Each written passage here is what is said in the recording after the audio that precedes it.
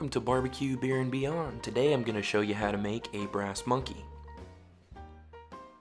So you're going to want to start with your favorite 40-ounce malt liquor and a small bottle of orange juice. Step 1, we're going to make some room for that OJ. Go ahead and take a good healthy couple of chugs.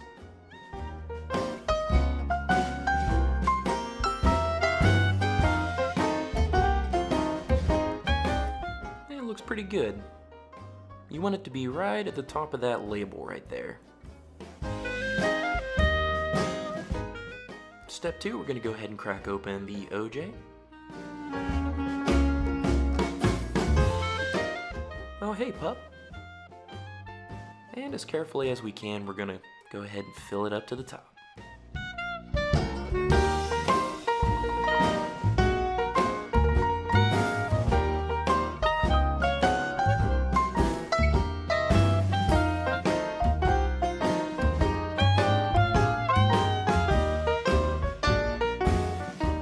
And before you get too excited about not spilling one single drop, you're going to want to go ahead and pour one out for the homies and spill it all over the table.